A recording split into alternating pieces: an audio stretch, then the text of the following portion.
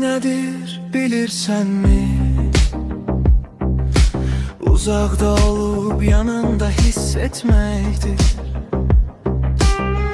Sevgi nedir bilirsen mi? Bütün dünyanı bir neferde görmektir.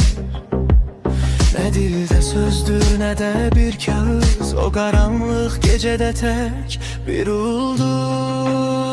Bazen bir sükuttur, bazen feryat, bazen unutulmaz en dolma bir at.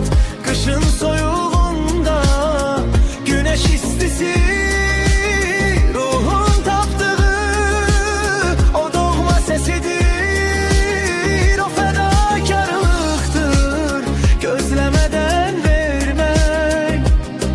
Yıkılan yerde bir ele güvenmek.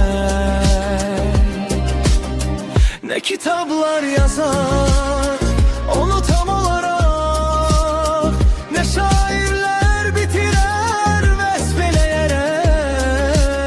O hem ağrıdır hem de kimelhem, hem büyük bir sevinç hem dilsiz bir gem.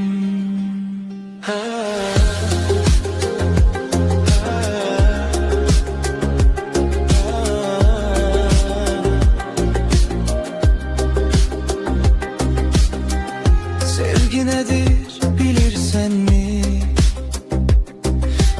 Uzakta olup yanında hissetmektir. Sevgi nedir bilirsen mi? Bütün dünyanı bir neferde görmektir. Ne dilde sözdür ne de bir kağıt, o karanlık gecede tek bir ulduz.